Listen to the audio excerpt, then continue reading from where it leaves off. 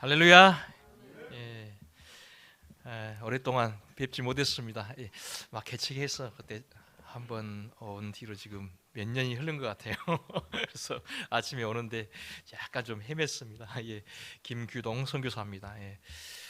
아, 참 너무나 감사드립니다. 또 이렇게 아침에 이렇게 오는데 하나님께서 또 그런 마음의 위로를 주시고, 그래서 주님께서 동일하게 또 우리 예수님께서 부활하셔서 제자들에게 나타나셔서 첫 마디가 두려워하지 말라, 떨지 말라, 바로 나라고 있습니다. 너희들이 기다리고 소망하던 그이가 바로 나다는 것이죠. 항상 그 위로의 하나님, 위로의 주님이 오늘 이 시간에 우리 가운데 함께 거하실 줄 믿습니다. 두려워하지 말라, 떨지 말라. 항상 주님께서는 우리에게 이렇게 권고하십니다. 오늘 아침에 주신 이 메시지, 이 빌립보서 이 메시지도 마찬가지입니다. 한시도 한 번도 이 세상은 조용한 적이 없고요, 평안한 적이 없습니다. 그렇죠? 어렸을 때 어르신들이 항상 그런 말을 해요. 내 이름은 아마 내년에는 아마 조만간 다 좋아질 것이다 했는데 한 번도 좋아진 적이 없어요. 그렇죠? 근데 지금까지 살아왔단 말이에요. 참 이게 하나님의 기적이 아니고서는, 은혜가 아니고서는 우리가 지금 이 자리에 설 수가 없었을 것 같습니다. 그렇죠? 딱 들어오는데 딱 떠오르는 게 있어요. 제가 30년 전에 처음에 중국에 갔어요. 수교 전에. 제일 추운 지역인데 하얼빈입니다. 하얼빈. 그래서 제가 이제 유학을 하면서 그때 이제 조그만 교회를 섬겼어요. 근데 교회가 방이 하나예요, 하나. 조그만 방인데 아니 여기 한 4분의 1 정도 되겠네요. 그 방에 한 4, 50명이, 여러분 생각해 보세요. 영하 바깥에는 영하 20몇 도인데 옷을 엄청 끼얹고 와요. 그러면 옷을 한 층, 두 층, 세 층 끼얹고 오니까 덩치가 이만한데 그만한 사람들이 한 4, 50명이 4분의 1밖에 안 되는 방에 여러분 앉았다고 생각해 보세요. 어떻게 앉겠어요? 끼어 앉아, 끼어 앉아.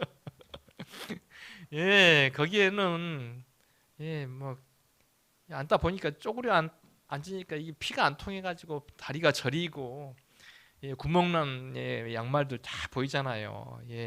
근데 거기에서 누구 하나도 욕하지 않아요. 그냥 발냄새, 양말 냄새, 땀 냄새. 창문은 다 이렇게 몇 겹으로 다 막아놨잖아요. 소리가 밖으로 안 나가게. 그런데도 그 안에서 예배를 드리는데 향긋한 발냄새도 나잖아요. 근데 그 안에서 예배를 드리는데요, 거기에는 다른 어떤 편견도 아무것도 없어요. 자격도 없고 요구도 없고 그 처소 안에는 하나님의 그 사랑, 그 은혜밖에 없더라고요. 아무런 기준이 없어요. 그 안에서 예배를 드리는데 제 자리 바로 옆에서 앉아서 이렇게 올려서 예배를 드리는데 그냥 기가 막히죠. 마지막에 예배 드리고 이 만두 하나씩 잡아서 쌀죽에다 먹는데 그 맛은 정말 어떠한 맛과도 비교할 수 없는 그런 맛. 선교 초기에 제가 그렇게 살아왔습니다. 막 들어오는데 그때의 장면을 떠오르게 하시네요. 물론 그 당시에 성도님들은 다 지금 이미 하늘에 이제 별이 됐을 거예요. 하나님 나라의 별이 됐을 거예요. 또 여러분 또 뵙게 돼서 너무 반갑고, 가끔 이제 페이스북을 통해서 저는 외부와 소통을 자주 합니다. 우리 신 목사님 상황을 잘 보고 기도 제목도 늘 보면서 그 은혜 교회가 어떻게 지금 진행되고 있다는 거 대충은 제가 알고 있었습니다. 그러나 참 이렇게 또 여러분 뵈니까, 또 우리 청년들 뵈니까 아침에 그냥 기분이 좋아지네요. 굉장히 좋아져요. 오늘 뭐 저희 30년 선교 사역을 일일이 다 보고할 수는 없지만은 제가 좀 전반부 이렇게 좀 몇 마디 하고 저희 아내 최미정 선교사 나와서 최근에 이루어졌던 대만 선교 사역 잠깐 보고하고 제가 앞으로의 향후 사역에 대해서 조금 여러분하고 좀 나누고 싶습니다. 지금 세계 상황이 상상 밖으로 지금 치닫고 있죠. 모든 국내 외 상황들이 만만치 않습니다. 선교지 상황도 만만치 않습니다, 여러분. 그런데 그러나 하나님의 사람들은요, 하나님의 사람들은 항상 절벽 가에 서 있었어요. 하나님의 교회는 항상 세상의 벼랑 가운데 서 있었어요. 한 번도 평안 가운데 먹고 마시고 그런 적이 없었어요. 항상 위기일발. 저는 그것을 참 좋아해요. 그 위기와 그 고난이 저로 하여금 30년 동안 동력이 되어서 지금도 자신 있게 하나님 나라를 위해서 열심히 달려왔습니다. 그래서 저는 사무엘하 22장 30절 참 좋아합니다. 저기에 성벽을 뛰어넘고 적진을 향해서 달리는 사람. 다윗이 그 말했죠. 우리가 바로 그런 사람입니다. 믿습니까? 적진을 향해서 뛰어달리고 성벽을 뛰어넘는 자들, 가만히 있는 자들이 아니에요.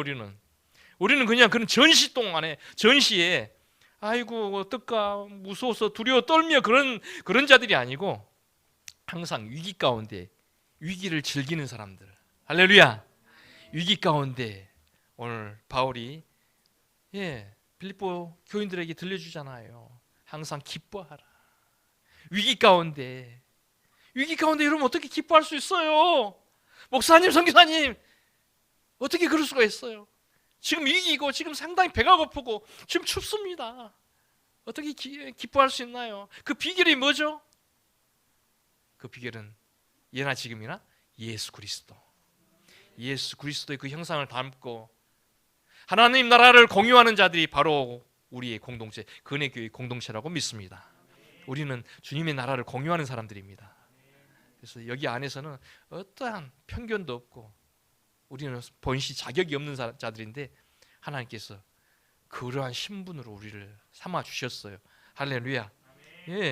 오늘 참 기뻐하고 이러한 말씀들 염려하지 말라 그러고 다만 구할 것은 하나님께 구하라 이 말이죠. 하나님 다만 구할 것은 저는 이제 선교사이자 자칭 또 탐험가입니다. 탐험가.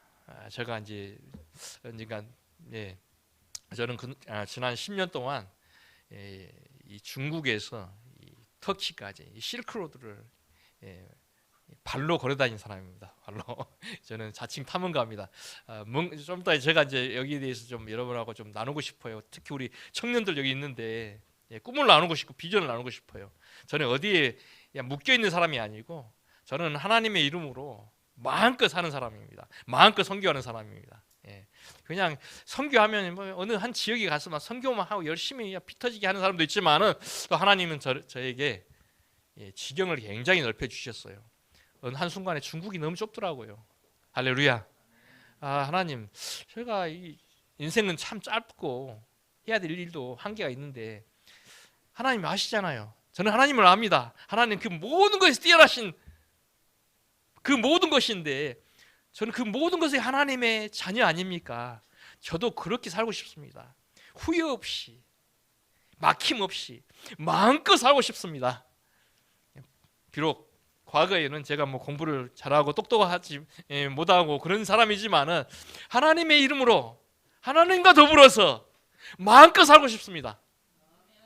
뭐 두려워하고 떨고 겁내고 그런 사람이 아니고 오늘 다윗처럼 철저한 하나님 중심으로 멋있게 비록 원수들이 나를 에워싸고 환난이 늘 나를 위협하고 하지만은 하나님 내가 궁극적으로 추구할 것들 내가 고민할 것들이 이 세상 것이 아니고 내가 정말로 궁극적으로 추구하고 꿈꾸는 것은 바로 뭡니까?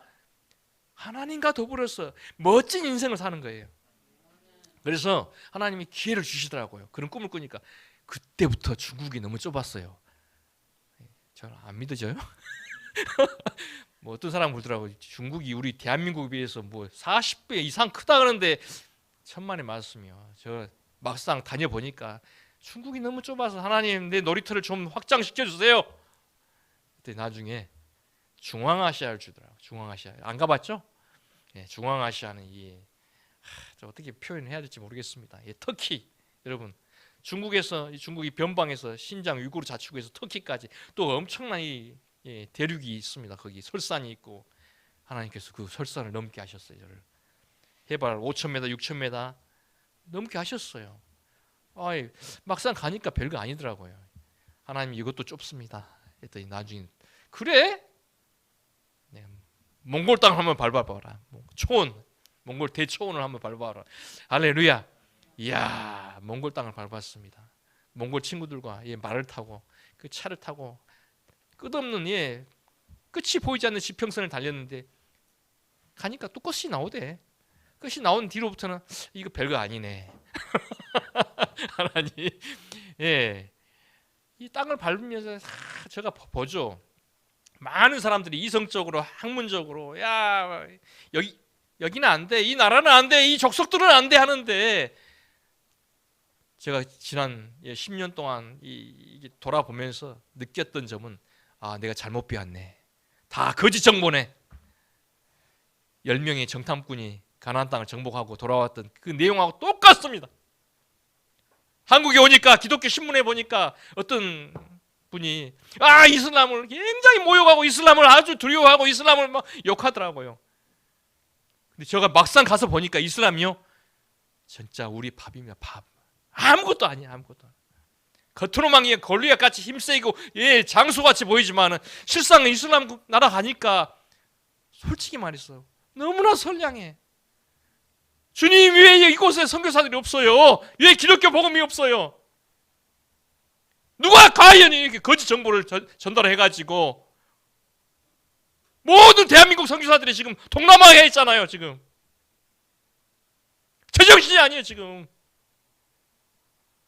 거짓 정보를 흘려가지고 하나님 나라를 확장해야 될 우리가 스스로가 거짓 정보를 두려워 떨며 저들을 그동안 방치해놨어요. 실크로드를 가봤습니까? 세상에 내가 한국 나와서 이렇게 실크로드를 얘기하니까 다들 몰라요. 실크로드를. 그동안 한국교회는 뭐 했습니까? 선교가 유행이에요. 유행. 선교는 예나 지금이나 예수 지금까지도 한계가 없었어요. 왜 우리는 자꾸 한계를 지으려고 합니까? 왜 우리는 기준을 만들려고 합니까? 우리 입맛대로? 천만의 말씀.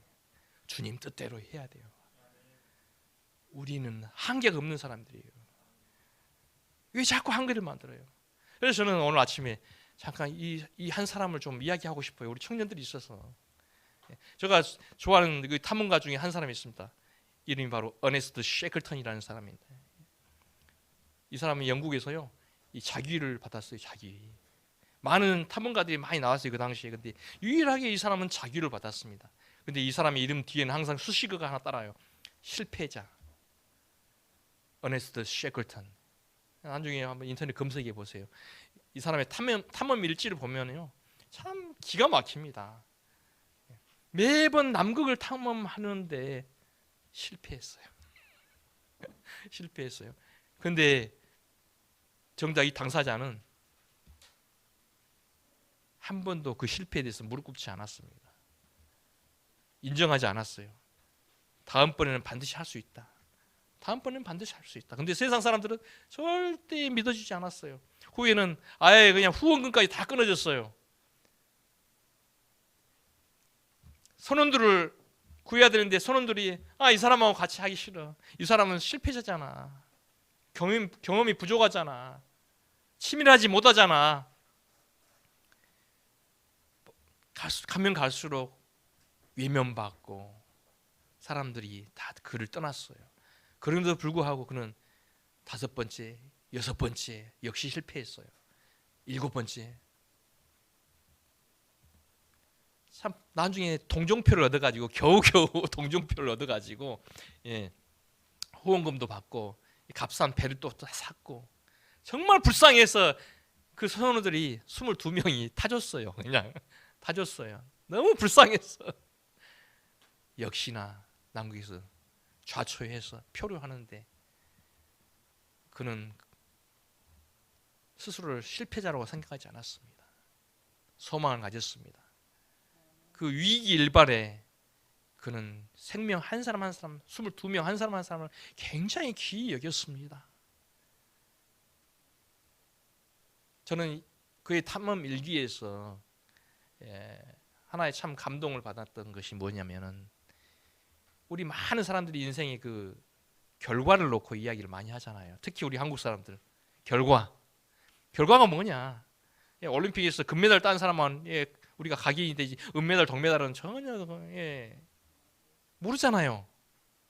그 과정에 대해서는 우리는 별로 그렇게 이야기하지 않잖아요. 선교 역시도 마찬가지예요. 한국 오니까 한국 교회가 너 교회 몇 개 지었어? 죄송합니다. 몇 개라니까. 신학교 지었어? 항상 이 결과를 가지고 이렇게 선교를 평가를 하려고 그래. 그러면 저는 더더욱 할 말이 없어요. 특히 사회주의 무슬림 지역에서 사역하는 사람들은요, 정말 한 생명을 구하는 게 너무너무 어려워요. 그러면 그들은 실패자입니까? 근데 한국 교회에서는 그런 선교사들은 그런 선교는 알아주지도 않아요. 언제부터 우리 기독교가 이렇게 됐죠? 근데 셰클턴은 그런 사람이 아닙니다. 결과를 가지고 오려고 하는 게 아니고, 나중에 참 결과적으로 그 22명의 모든 선원을 3개월 만에 그 남극의 그 추운, 배고픈, 그리고 질병이 도는 그 상황에서 최선을 다해서 자기의 모든 것을 나눠주면서 생환시켰습니다. 할렐루야. 과정입니다. 과정이, 여러분. 과정이에요. 하나님의 교회는 늘 위기 속에 있었고요, 고난 가운데, 불 가운데에서 하나님의 임재를 목격하고 선포했습니다. 오늘날 우리가 섬기는 이 교회, 그냥 구조, 형식, 다를 바 없는, 타 교회와 다를 바 없는 그런 형식의 교회, 얽매여 있는 교회. 과거 캐톨릭이 그랬습니다. 저는 타종교도 많이 연구를 많이 해요. 오늘날 기독교의 가장 큰 문제가 뭔지 아세요, 여러분? 말씀도 있고 찬양도 있는데 성령의 임재가 부족해요. 성령의 임재. 제가 성령 이야기하니까, 아니 저 선교사님이 뭐 성령 은사파인가? 이런 이야기를 할 수 있어요. 기름이 없어요. 죄송합니다. 아침에 이런 이야기해서 기름이 없어요. 모든 것이 다 준비되어 있는데 성령의 임재가 없어요. 신비로움이 없어요. 원래 우리 하나님은 신비로우신 하나님입니다. 성경의 창세기부터 계시록까지, 아니 지금도요, 우리 하나님은 신비로우신 하나님입니다. 신묘막측한 하나님입니다. 그 신비로움, 신묘막측함이 교회뿐만 아니라 가정 가운데, 그리고 내 개인의 삶 가운데서 나타나야 하는데, 누가 자꾸 우리를 이 구조 가운데 자꾸 있으라고 했어요. 누가 세월호에서 그냥 가만히 있으라 했어요. 여러분, 우리 하나님은 초월하신 하나님입니다. 그를 따르는 그의 자녀들은 초월하신 사람들입니다. 이 시대가 어떻게 어둡고 앞이 보이지 않을지라도 날마다 스스로에게 이야기하세요. 이 세상이 말하는 것은 내 삶의 기준이 아니야. 답이 아니야. 나의 진정한 답은 그분에게 있어. 그분과 함께 있을 때 여러분, 우리는 초월을 경험할 수 있어요. 신비로움을 경험할 수 있어요. 기름을 받을 수 있어요. 기름. 우리가 그렇게 사는 사람들입니다. 왜 우리는 자꾸 우리를 스스로를 약화시켜가지고 별 다를 바 없는 그런 인간으로 자꾸 이게. 그래서 저는 저 스스로를 생각할 때 나는 대단한 사람이야. 나는 해낼 수 있어. 나는 가능해. 주님께서 나와 함께 해주신다면 나는 존귀한 자야. 나는 그냥 전전긍긍 두려워 떨며 그런 사람이 아니야. 내일을 걱정하는 사람이 아니야. 비록 나의 환경들은 이렇게 남국이 춥고 질병이 먹을 것이 부족하지만은 이게 내가 다가 아니야. 눈에 보이는 것이 다가 아니야.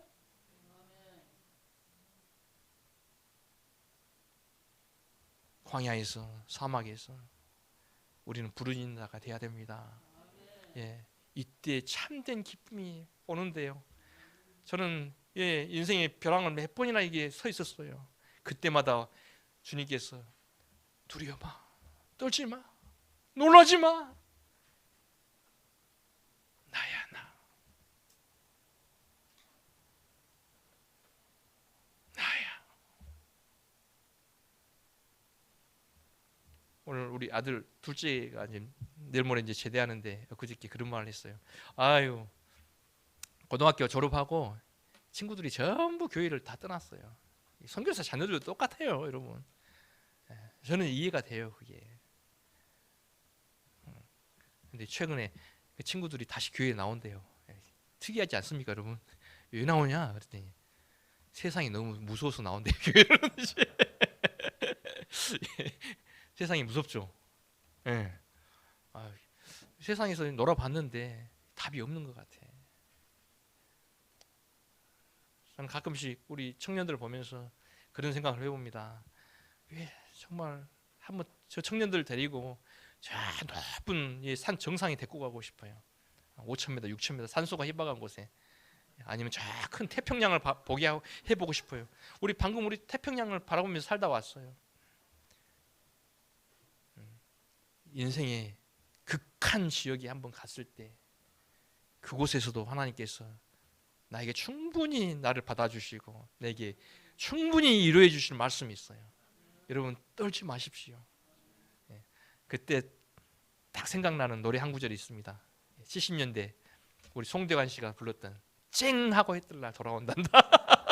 예, 우리나라에 배고프고, 그때 우리 연세 많으신 우리 집사님, 권사님들 다 아실 거예요. 배고프고 할 때 참 그 쨍하고 했더라 그 노래 부를 때마다 뭔가 모르게 그래 좀 더 참아보자. 이 초대교회 때 저는 그런 방면에 요즘 많이 연구를 합니다. 우리 한국 교회의 진정한 갱신의 답은 어디에 있을까 늘 고민합니다. 그래서 이제 초대교회로 많이 돌아갑니다. 초대교회 성도들은 어떻게 지냈는지, 무엇을 꿈을 꿨는지. 상황은 뭐 사람의 삶의 그 형태와 분위기는 비슷해요, 사실. 예나 지금이나 많이 고립되고 힘들어요. 근데 그 당시에 그 초대교회 교인들이 정말로 공유했잖아요. 공유. 모든 삶의 모든 부분을 공유했잖아요. 제가 30년 전에 중국 하얼빈에서 조그만 그 예배당에서 같이 40-50명이 예배드릴 때 공유한 것 같이 거기 안에는 어떤 아무것도 존재하지 않고 예수의 사랑. 근데 너무 좋았어요. 그게 내 인생에 걸어오면서 힘이 되고 버팀목이 되어지고, 어떤 환경에서도 내가 줄을 크게 고함을 지를 수 있는 담대함들. 오늘 아침에 제가 잠시 여러분하고 이런 말을 나눕니다. 이제 한 저희들이 대만 간지 한 18개월 만에 다시 돌아왔습니다. 대만 간 것은요, 코로나 때문에 원래는 몽골로 가려고 짐을 다 보냈거든요. 근데 몽골이 문을 열지 못해서 잠시 타이완으로 갔어요. 그래서 이제 그쪽 교회에서 정말 또 중형 교회인데 그 교회에서 지금 목회를 좀 하다가 지금 문이 다시 열렸어요. 그래서 과감하게 그 자리를 박차고 지금 다시 돌아왔습니다. 좀 저희들은 좀 특이한 선교사입니다. 최미정 선교사님 나와서 우리 대만 사역에 대해서 잠깐 좀 말씀 나눴으면 좋겠습니다. 예.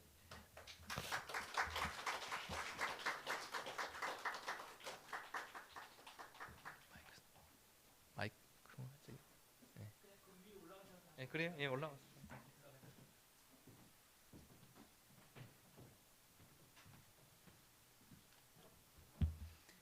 할렐루야.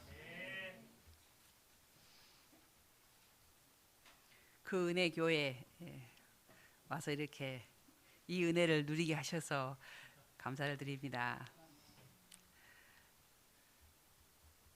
15분이에요? 10분 정도.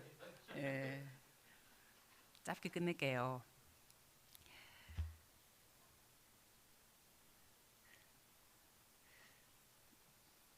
처음에 선교사 갈 때는 열정으로 시작을 하죠. 예. 제가 또 성격이 굉장히 열정이 많고 선교지에서 고생도 많이 했지요. 왜 고생했겠어요? 주님을 위해서 고생을 하려고 갔는데 그 은혜가 너무나 많아서 복음으로 고생한 적은 한 번도 없고 자기 꼬라지로 고생 많이 했습니다. 그나마 이제 한 가지 잘 선택한 게 있다면 익숙하지 말자 이제 이거였어요. 익숙하게 살지 말자. 한국에서 이제 어느 정도 이렇게 살면은 내가 살아갈 수 있겠다 하는 상황이 됐을 때 과감하게 선교사로 지원했고요. 그리고 익숙하지 않은 삶 속에서 정말 생각지도 않은 하나님의 은혜를 너무나 많이 경험했어요. 그리고 저희 두 사람의 경험을 바탕으로 저희 둘 다 26살에 중국에 갔거든요. 빈손으로 가서 하나님이 공급하신 것만큼만 일하자. 그리고 안 하시면 돌아오면 되지. 어차피 하나님 일이니까 하는 그런 마음으로 갔고 그 와중에 이제 아이들 키우면서 제가 최근에 우리 아들 처음으로 트로피 탄 날을 제가 한번 봤는데 내가 말해도 되지? 9년 전. 지금 우리 아들요. 좀 지금의 아들만 자랑하면 제가 좀 속이 보일 텐데요. 우리 아들이 일본에 있는 국제대학에 다니고 있어요. 전부 다 영어로만 하고 전 세계 아이들이 다 모여서 공부하는 아주 유명한 명문대입니다. 4년 장학생으로 다녀요. 9년 전에 우리 아들이 처음으로 트로피를 받아왔어요. 학교에서 성경 암송 대회에서 100점을 맞았는데 그때 당시 우리 둘째 시온이는요. 학교 점수가 20점대였어요. 대부분의 과목이. 그래서 선생님께서 말씀하실 때 59점도 F인데 20점대 F는 가망이 없다. 예, 그렇게 말씀하시더라고요. 그런데 성경에서는 여호와를 경외함이 가장 큰 지혜의 근본이라고 하였거든요. 예, 제가 대만에서 주일학교 부흥을 한번 경험을 했어요. 학원 다니는 아이들에게 제가 정말 쫓아다니면서 말했습니다. 학원 가서 쪽집게 강사 만나서 네가 100점을 맞고 대만 대학에서 수석으로 졸업해도 하나님이 붙잡아 주시지 않으면 다시 실업자야. 지금 성적이 안 좋더라도 하나님 사랑할 줄 알면 그때그때 허락하시는 지혜 속에서 너는 하나님의 축복을 받고 하나님이 너를 통해서 부흥을 역사하실 거야. 예, 그렇게 말했고 아이들이 변했어요. 그리고 아이들이 변하면서 부모님이 변하고 아버지가 변하고 같이 예배가 세워지고 그러더라고요. 그래서 제가 이제 제 아들 이야기를 이제 했는데요. 우리 시온이도 어렸을 때부터 정말로 공부 때문에 많이 스트레스 받았지만 예, 주님을 경외함으로 날마다 주님 저에게 지혜를 주세요 기도하면서 이렇게 이제 너무나 많은 은혜가 있었습니다. 저희 큰아들에게도 예, 고등학교 졸업할 때 청년들이 말하니까 자꾸 이런 말이 나오네요. 엄마 아빠 26살에 빈손으로 중국 갔는데 하나님이 저는 중국 갈 때 굶어 죽을 각오하고 갔어요. 예. 복음을 위해서 한번 죽으면 죽으리라 한번 해보자. 그리고 아니면 말고 이런 마음으로 갔는데 하나님께서 너무나 크게 공급하시는 걸 경험했어요. 제가 말한 거는 물질적인 것만 말하는 게 아닙니다. 예, 하나님은 이 세상의 모든 인간관계, 네트워크, 새로운 환경, 새로운 기회는 너무나 많이 가지고 계셨어요. 그래서 아들에게도 큰아들, 고등학교 졸업한 우리 큰아들 성적 엄청 안 좋았습니다. 엄마 아빠 이렇게 빈손으로 중국 갔는데 그 가난한 중국에서도 가장 아주 멋지게 하나님께서 엄마 아빠를 쓰시더라. 너도 한번 빈손으로 나가봐. 네. 그래서 뉴질랜드로 보냈어요. 뉴질랜드 가는 모든 비용도 자기가 식당에서 벌어서 이제 가게 했고 정말 죽을 만큼 힘들면 연락해라 그랬어요. 그랬는데 3년 동안 지내면서 정말 노숙자 생활도 하고 이렇게 버스킹도 하고 하면서 이 아이가 버티고 이제 한국 와서 이제 군에 제대하고 지금 이제 하나님께서 생각지도 않게 캐나다에 길을 여시더라고요. 근데 뉴질랜드에서 너무너무 힘들었는데 이 아이가 하나님께서 이제 이 아이에게 그 과정 가운데 너무나 많은 것들을 깨닫게 하시더라고요. 그래서 저희들에게 연락을 안 하고 혼자 버텼더라고요. 그래서 왜 그렇게 나중에 알았죠. 그렇게 힘든 상황인데 왜 엄마 아빠에게 연락하지 않았냐. 정말 힘들면 말해라 그랬어요. 근데 엄마 정말 힘들 때 내 안에서 생각지도 않은 새로운 내가 나와버려. 그리고 생각지도 않았던 하나님의 인도하심이 있어가지고 어떻게 다 넘어갔어. 그렇게 이야기를 하더라고요. 그리고 지금 빈손으로 뉴질랜드에 갔던 우리 아들이 이제 캐나다에서는 이제 우리나라로 말하면 예술대학교 영상학과에 다니면서 또 스스로 공부하고 또 직장을 갖는 그런 아이로 됐습니다.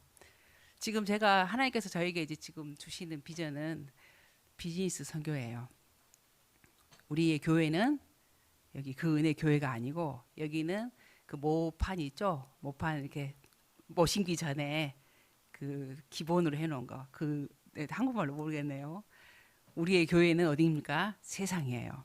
세상에서 그렇죠. 그리고 아까 보니까 우리 김규동 선교사님 못 말리는 선교사님이죠. 예, 이거 럭비공 같은 사람이에요. 럭비공 같은 사람인데 제 이성과 제 판단으로는 이해가 안 가요. 이해가 안 가는 사람은 어떻게 해야 되죠? 하나님께 맡기면 됩니다. 예, 저 실크로드 끝에 가기 전에 천리길도 한 걸음부터예요. 하나님께서는 저에게 이제 제가 선교제에 있으면서 저는 주님을 위해서 열심히 일해야겠다는 결단과 각오 그리고 그만큼의 에너지도 있는 사람이었어요. 근데 지금 제가 이제 저도 27년 정도 해보면서 이제 이 정도 하면은 결론이 나오겠죠. 하나님께서 저에게 주시는 것은 나의 열정으로 하나님을 위해서 일하는 것이 나의 생각이었지만 하나님의 마음을 깨닫게 하는 것이 제가 그동안 받았던 숙제였습니다. 그리고 하나님의 마음을 깨달으면요 기도하게 돼요.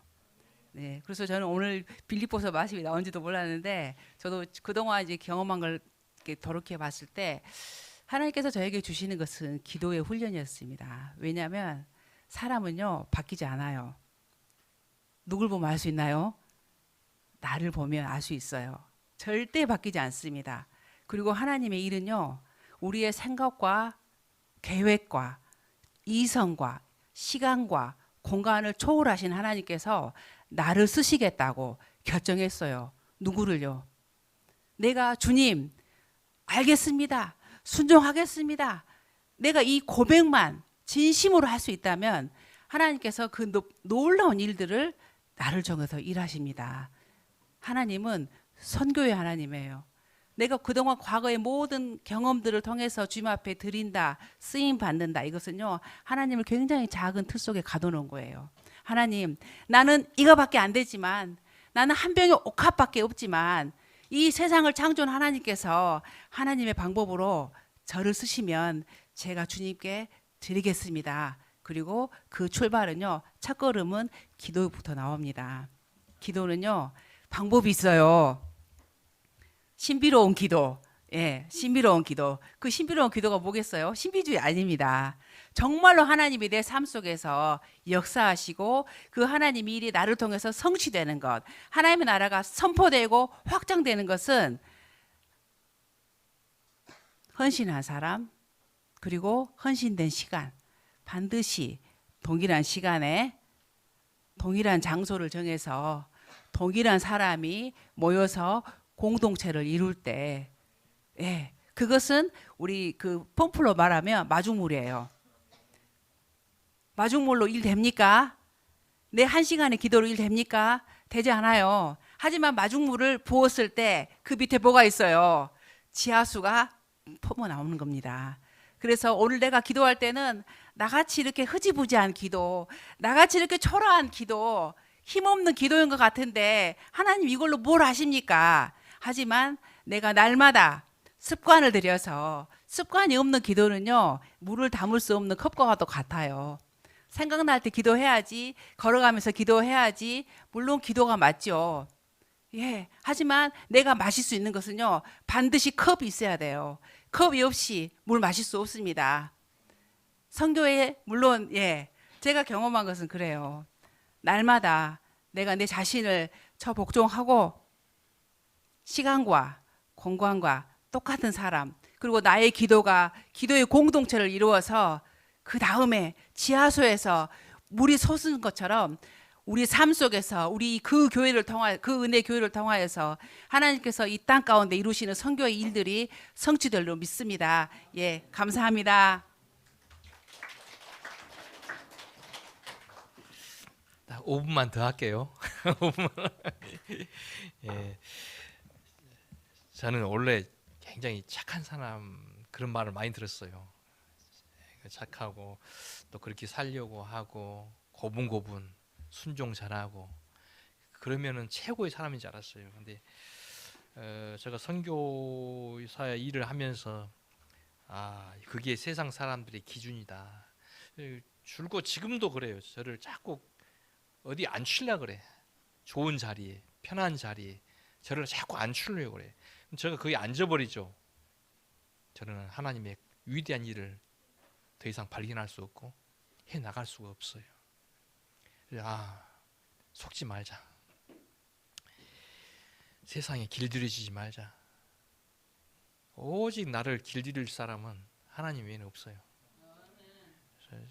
제가 방금 최미정 선교사가 이야기했지만 저는 럭비공 같은 사람이 돼버렸어. 어느 순간에 어쩌면 교계 안에서 반항아가 되어버렸어요. 네, 전혀 다른 선교사인데 좀 달리 하고 있고 그렇게 한번 해보고 싶었어요. 중국에 그 많은 선교사들이 있었는데 다 쫓겨나갔잖아요. 예, 그때 우리 한번 해보자. 우리 더 이상 한국교회 손 벌리지 말고 내가 듣기로는 선교의 최고의 뭐라 하죠? 선교할 때 필요한 모든 도구는 현장에서 현장. 근데 왜 자꾸 내가 한국교회 손 벌려? 내가 지금 막 그런 구차한 선교사가 돼야 돼? 기독교가 그렇게 가난한 종교인가? 중국 사람들 그래요. 모든 세상 종교에서 기독교가 제일 가난하고 매력이 없대요. 신비감도 없대요. 그런 말을 들으니까 제가 어떻게 했어요? 열불이 나죠. 저녁에 잠을 못 자고. 야, 내가 그런 시시콜콜한 그런 선교사인가? 하나님, 제가 그런 사람입니까? 하나님, 그런 하나님이십니까? 죄송합니다. 예. 그래서 10년 전에 저희들은 중국에서 자립선교를 했어요. 굉장히 힘들었어요, 처음에. 근데 해봤어요. 실패했어요. 그리고 다시 도전했어요. 하나님 이름으로 다시 선포하고 도전했는데 됐어요. 할렐루야. 지금까지도 같이 연락하고 그 친구들 그 어려운 가운데서 지금 선교에 지금 동참하고 있습니다. 교회가 시진핑 정권으로 인해서 다 핍박받고 쓰러지고 철저히 해산될 때 남아있고 지금까지도 그 그루터기들이 교회를 지키고 있습니다. 선교에 동참하고 있습니다. 예. 저는 그래도 그런 맛을 봤어요. 그래서 지금 자꾸 저를 자꾸 좋은 자리에 좋은데 앉히려고 하는데 사실 저도 이제 나이를 먹다 보니까 이제 그런 자리가 지금 탐이 나요. 솔직히 그런 유혹이 있어요. 근데 하나님께서 또 저를 가만두지 않습니다. 예, 그래서 다시 저는 남들이 가지 않는 지역을 가려고 합니다. 그래서 이번에 좋은 대만 자리를 박차고 또 나왔습니다. 예, 다들 이해를 못해요, 저희를. 저는 그 사람들에게 이해 속에 제가 놀아나면 안 된다고 생각해요. 사람들이 저를 이해하면 안 된다고 생각해요. 하나님만 저를 이해하면 돼요. 그래서 나왔고 향후 지금 코로나 이 전쟁으로 인해서 많은 문화가 지금 시스템들이 생태계가 지금 바뀌었습니다. 선교도 바뀌어야 된다고 생각합니다. 우리의 가치관, 우리의 세계관도 철저하게 바뀌어야 된다고 저는 생각합니다. 그래서 이번 저희 타깃은 북방입니다. 남들이 비선호 지역, 선교사들이 별로 가지 않는 지역, 그리고 복음이 어려운 지역 자꾸 끌려요. 저는 하나님이 자꾸 그쪽으로 가게 하시고 길을 열게 하십니다. 예. 그래서 한번 해보고 싶어요. 제 인생에 멋지게 한번 도전해서 하나님의 이름으로 뭔가를 다시 한번 좀 보여주고 싶어요. 제가 보여준 게 아니라 하나님 그런 환경에서도 할 수 있잖아, 된다는 것을 좀 세상 사람들이 좀 알아줬으면 좋겠어요. 그래서 그런 선교사가 되고 싶고 그런 선교가 이루어지기를 소망합니다. 한국교회 저는 별로 바라보지 않습니다. 죄송합니다. 이런 이야기해서 저는 파송교회도 잘렸어요. 이번에 들어오니까 그냥 절반 이상이 잘리니까 갑자기 가슴이 주저앉더라고요. 그러면서 또 하나님께서 다시 불을 저한테 오히려 오기, 오기, 영적인 오기를 주신 거예요. 봐, 세상 너한테 잠깐밖에 아니지만 진정으로 책임진 분은 누구냐? 나야 나. 두려워하지 마. 나만 믿어. 나만 믿어. 엊그저께 저 영화 봤는데 정말 그 재미도 하나도 없대. 안중근 영화 봤어요. 안중근. 막판에 제가 고개를 푹 숙이고 하나님 정말 죄송합니다. 잘못했습니다. 세상에 이 안중근 이 사람은 한 나라를 위해서 그렇게 한 나라를 품고 있는데 요즘 들어서 제가 굉장히 매너리즘에 빠져가지고 내가 한때는 참 하나님 나라를 위해서 하나님의 그의 나와 그의 의를 위해서 구한다고 했는데 지금 나는 그냥 내 목구멍에 풀칠을만 고민하고 있는 이러한 선교사네요. 너무나 죄송하더라고 하나님. 그 모습 보여주면서 다시 하나님 내 마음을 추스려 주세요. 주님 나라를 위해서 그 영광을 위해서 다시 품게 해주세요. 다시 저 하나님 기름을 부어주시고 불을 끼워줘 주세요. 이 세속화된 이 땅에서 철저히 박차고 일어나서 이건 아니야. 새로운 것을 찾아 나서야 돼. 신선한 것을 찾아 나서야 돼. 우리 청년들 두려워 마세요. 우리 청년들 두려워 마세요. 하나님이 하십니다. 방금 시온이 이야기도 들었지만은 모든 사람들이 주님께 붙들린 사람들은 가능성이 있습니다. 그래서 여러분 우리 연장자들이 또 다음 세대에게 설명해 줘야 될 그 위로의 말씀이 뭡니까? 오늘 바울이 빌립보 교인들에게 주었던 말씀하고 똑같아요. 주님 우리에게 주었던 말씀하고 똑같아요. 이 위기 속에서 우리에게 들려주실 말씀은 바로 기뻐하라. 내가 너에게 평안을 주노라. 그 평안은 주님과 더불어서 만들어지는 것입니다. 오늘 그러한 축복된 주일 그리고 성령이 우리 가운데 함께 이렇게 또 우리의 마음을 만지신 그러한 주일 내일은 소망이 있습니다. 함께 기도하겠습니다. 주님 감사합니다. 하나님 늘 한계 가운데 서 있는 저희들입니다. 그 한계를 풀 수 있는 자격도 없고 그저 낭떠러지로 곤도박질 할 수밖에 없는 우리의 운명인데 오늘 또 주님께서 우리를 만지십니다. 우리에게 말씀하십니다. 강력하게 두려워 말라고 말씀하십니다. 내가 너를 책임지겠노라고 말씀하십니다. 하나님 여기에 속한 소수의 그리스도의 정예부대 그 은혜교회 모든 성도님 한 사람 한 사람 하나님 앞에 만짐받는 이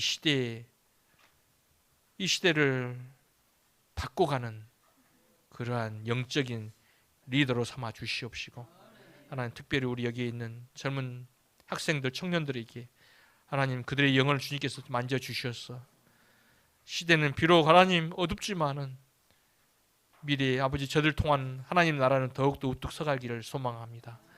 그러한 교회가 되게 도와주시고 그러한 제자를 만들어내는 그러한 교회가 될 수 있도록 주의 은혜를 내려 주옵소서.